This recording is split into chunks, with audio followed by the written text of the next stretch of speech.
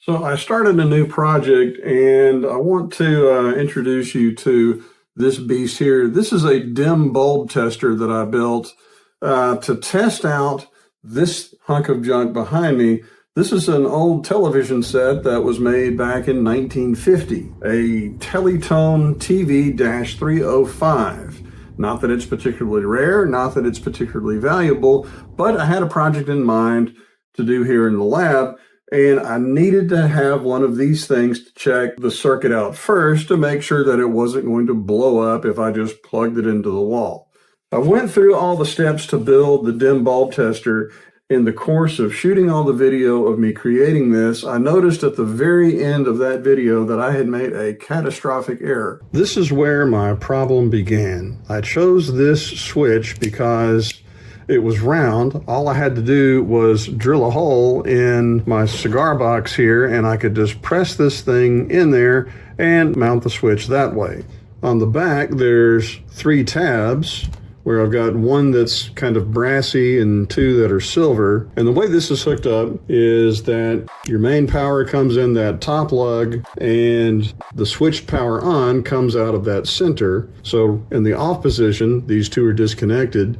I turn that on, that connection is made, and this brass lead down here is for a ground or common connection because inside of this switch there's a neon bulb, and when it's off, the light is out. When it turns on, the power is connected and the neon light comes on to let me know there's some visual indication that the whole circuit is active.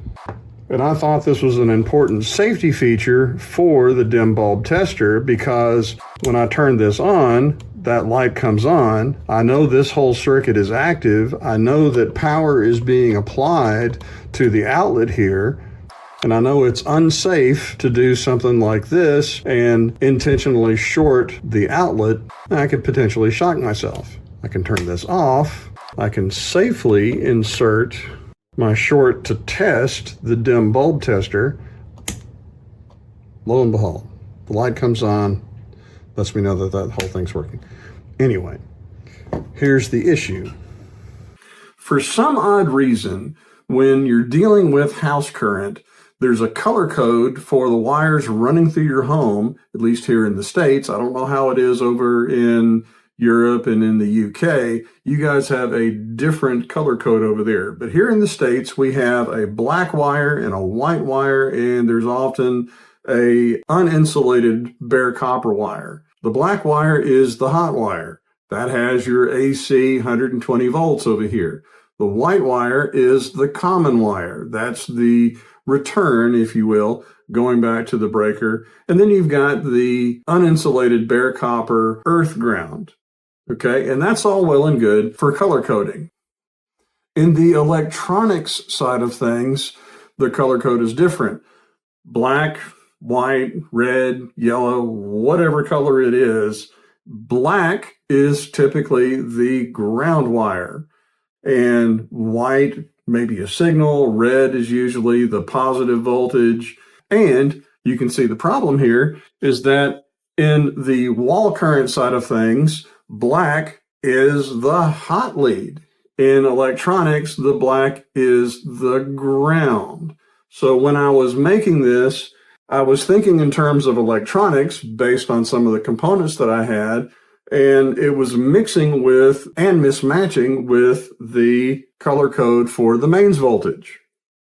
So anyway, long story short, I need to rewire this thing, even though it works kind of as is. I just want to be safe, and I also want to give you guys good advice.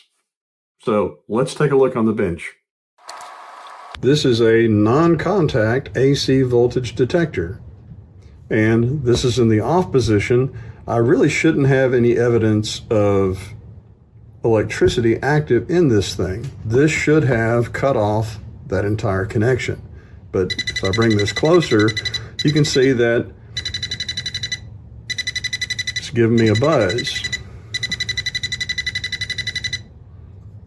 Since I reversed the color code inside of this box, this means that I have the hot AC current going all the way through this thing, and I'm disconnecting it from the common before it returns out through the electrical cord.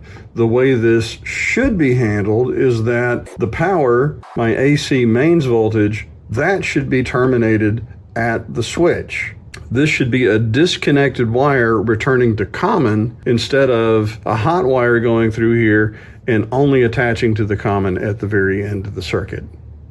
All right, I think what makes sense here, after thinking about this, I am going to disconnect this stuff, and I'm going to use this to bridge the gap. So on that side going out to the cord, that's all going to be my AC mains voltage stuff. So black will be the hot, white will be the common, and everything on this connected side going to all of this business, I'm going to use my electronics kind of color code. I'll have to switch some wires around and stuff, but that to me will make the most sense going forward. And I can write a note in here too about why the color code is so screwed up looking inside this thing. I'm also going to use 3 of these terminals because I don't know, in the future I might want to change this cable out and include an earth ground in here as well. Another thing I noticed is I don't have any kind of strain relief on this thing. So I'm going to tie a knot in this cable so that won't just pull out of there. All right, gives me just enough slack to work with.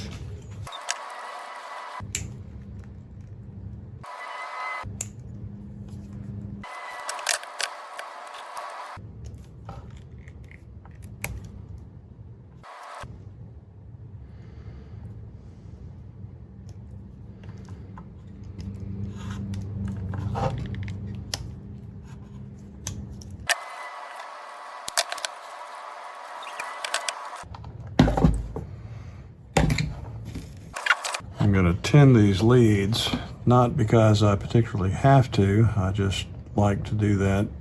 Since this wire is stranded, I'm going to be holding it together with screws. I'd rather give it some more meat to hold on to. Lack of flux.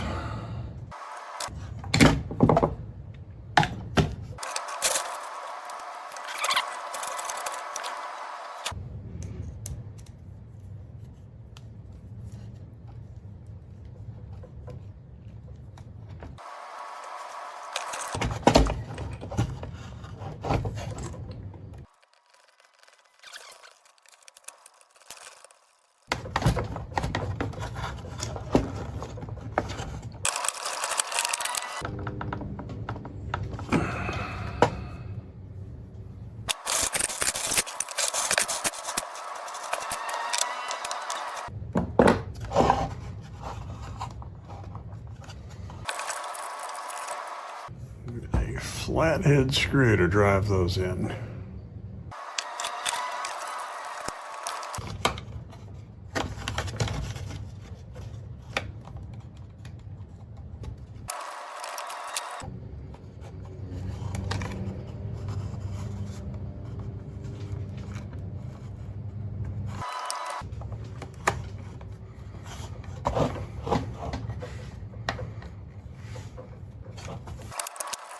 All right, strain relief, hot side, and common side.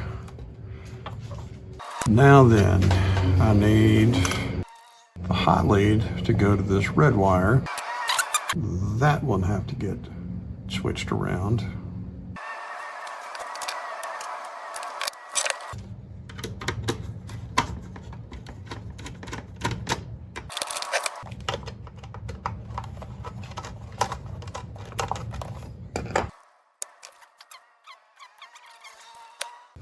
All right, so we have the power line coming in, the black hot side going to this top post, the common white wire is going to this lower post, and this is where the divide between mains voltage and electronics voltage color coding is going to divide. So from the top post, we've got the hot lead, which is this red wire, and it's going over here to the switch. Switch, when it's turned on, the current will flow through this yellow wire. It will go into the light bulb, then come back out through this white wire, which I changed back over to yellow. It goes into the hot side of the electrical outlet, which is the short post. Okay, so that will flow through the device under test. It will return through the black common wire, because remember, we're in electronics space here, so black is ground or negative, and that's going off to the switch for the neon bulb, and it's also returning down here to the lower post for the common connection, which is going out into mains voltage color code space, coming out that white wire and then back out through the cable. Let's give it a test. Light bulb in here. So we're plugged in. All right, no short. Light bulb is in. Turn that on. Okay, the neon bulb has come on. That's good. I should be able to do my short test in my socket. Light bulb comes on, so my dim bulb tester is working. Let's give it a try with the no contact voltage detector. Okay, that makes sense. Nothing here, that's good. Nothing at the light bulb. And I would expect that because I've got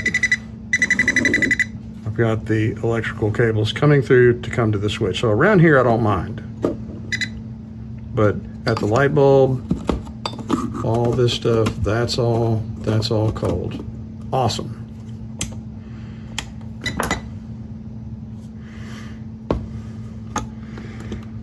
Just make sure I hadn't screwed that one up. There we go, it's working. Now I can clean this up and start working on the TV.